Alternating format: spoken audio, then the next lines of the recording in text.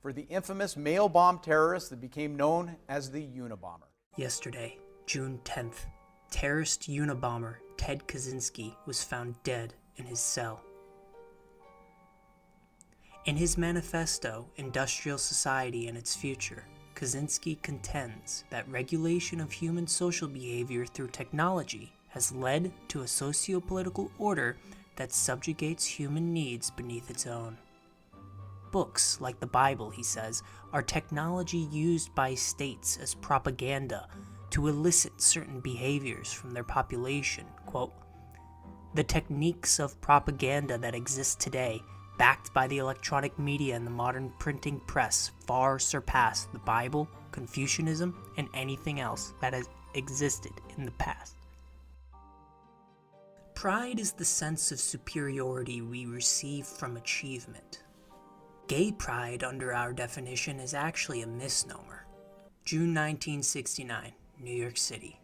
Homosexuality is illegal, and brutal police raids on gay bars have increased tensions in the community to their boiling point.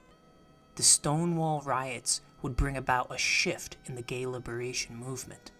Rather than simply advocate living life openly as a homosexual, protesters would counter societal shame with gay pride. So gay pride started not as a way for homosexuals to make themselves feel superior, rather to counteract the persecution enacted upon them by their government, a plight many Christians can certainly relate to. Our personal experience is rooted in our communal and political situation. We could say that high domestic abuse cases in Russia is caused by poor personal problem solving, or we could look at the bigger picture and see that alcohol abuse was a problem enabled by Soviet leaders who welcomed alcohol sales as a source of revenue for the state and did not view heavy drinking as a significant social problem. By examining issues by their broader political strokes, we can attribute the cause of many personal problems as a result of political decision-making that led to oppression. We have to realize that gay pride movements were merely an attempt by gay rights advocates to assimilate with the political situation of their time. National pride was fostered by the U.S. government throughout the 19th and early 20th centuries through various factors and propagandas, including westward expansion, industrialization, and waves of immigration.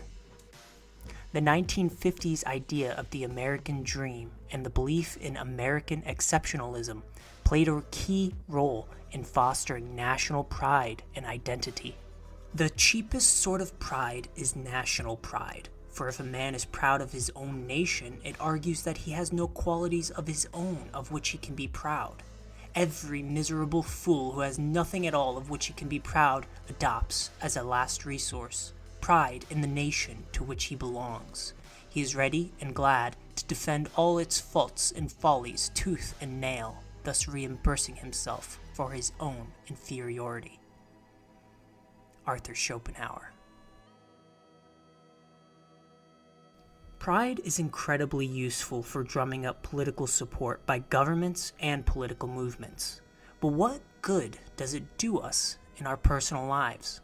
Pride is an incredibly dangerous emotion with no benefit for individuals. Sure, pride serves to build confidence in individuals, but it is not of a good kind. Confidence is traditionally built with repetition and research, but practice is hard. Pride, based in emotion or retaliation to an antithesis, is easy, quick dopamine that makes us sick long term.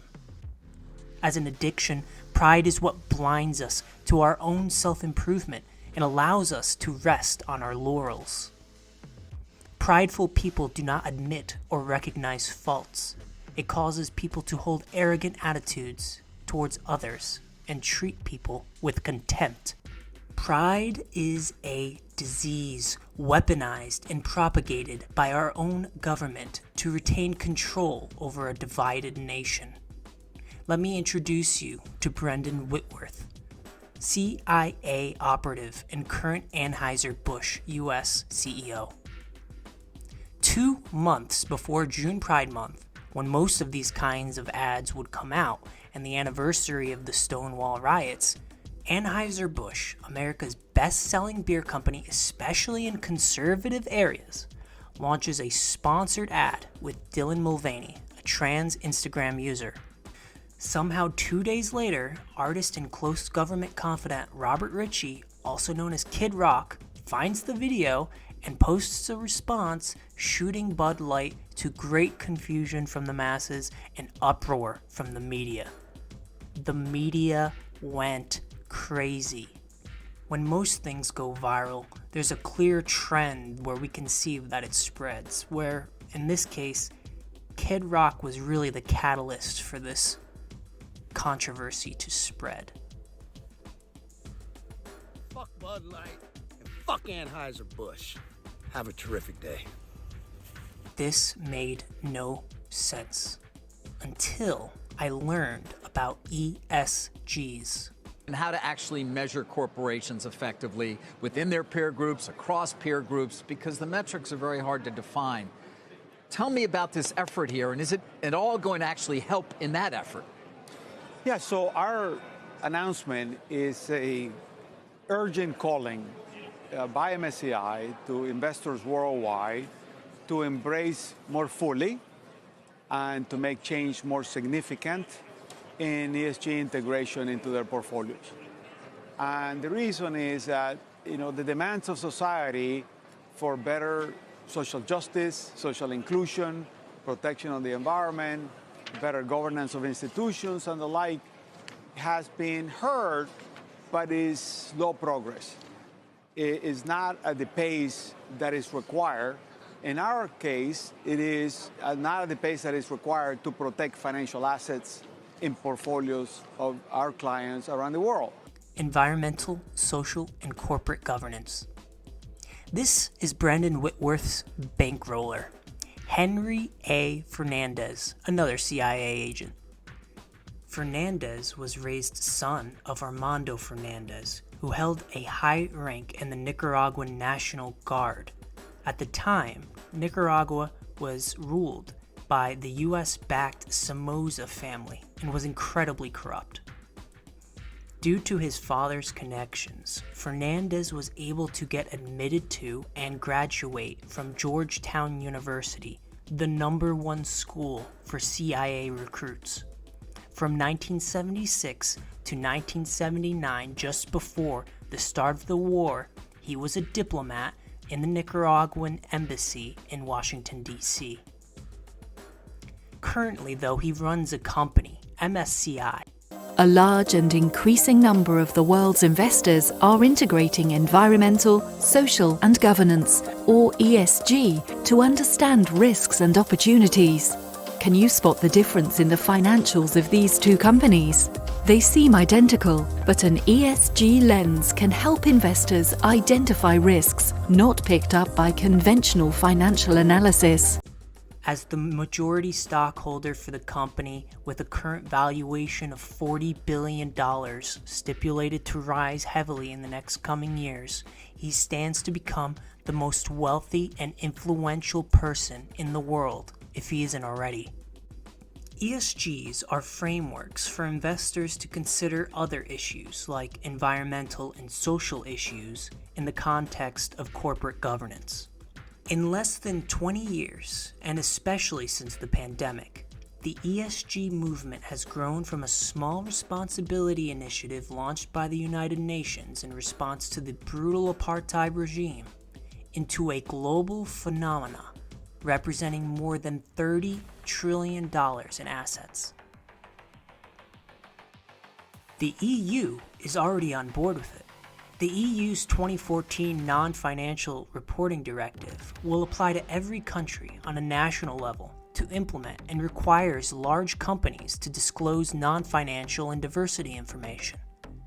This also includes providing information on how they operate and manage social and environmental changes. The aim is to help investors, consumers, policymakers, and other stakeholders to evaluate the non-financial performance of large companies. The information is taken by companies like MSCI and compiled into an ESG rating, a kind of social credit score. The problem is that companies who do not adhere to these disclosures are becoming increasingly penalized. Not only this, but companies like MSCI have almost no oversight outside of their own stakeholders to ensure their ESG ratings are fair. MSCI is concerned with which companies are engaging in more positive discrimination, age discrimination, or doing the best job of reaching out to traditionally vulnerable groups. We found the factors that were driving upgrades over and over again were for things like what MSCI calls corporate behavior. The other one that also was kind of surprising was data protection, and also the structure of boards deemed to be a factor in potentially having better outcomes for shareholders. Of the 155 rating upgrades that we looked at, we found only one where a reduction in carbon emissions was cited as a significant factor in the upgrade. If you're wondering why it seems like all these companies are going woke at the same time, it's because of this guy. And if you're wondering who's trying to change public opinion on the issue, it's this guy. And now voting with your wallet means way less because large fund managers use ESG scores to determine which companies will get funded. While the Trump administration blocked Labor Department usage of ESG, the Biden administration has reversed it, and banks are beginning to sue because they don't like it. Because it has nothing to do with what companies are actually profitable, but which companies are doing what the CIA and MSCI find most beneficial. I just signed this veto because the legislation passed by the Congress would put at risk the retirement savings of individuals across the country. They couldn't take into consideration investments that wouldn't be impacted by climate, impacted by overpaying executives, and that's why I decided to veto it. It makes sense to veto it. I am so tired of the division. I'm sick of these prideful, God-hating, power-hungry CIA people herders.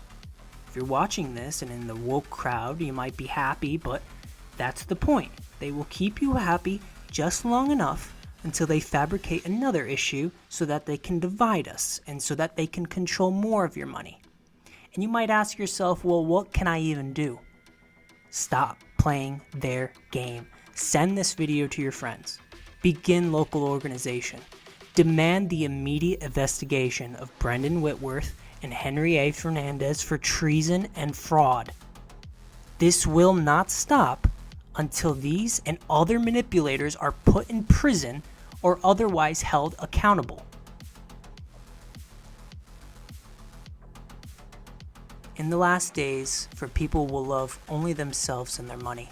They will be boastful and proud, scoffing at God, disobedient to their parents and ungrateful. They will consider nothing sacred. They will be unloving and unforgiving. They will slander others and have no self-control. They will be cruel and hate what is good. They will betray their friends, be reckless, be puffed up with pride, and love pleasure rather than God.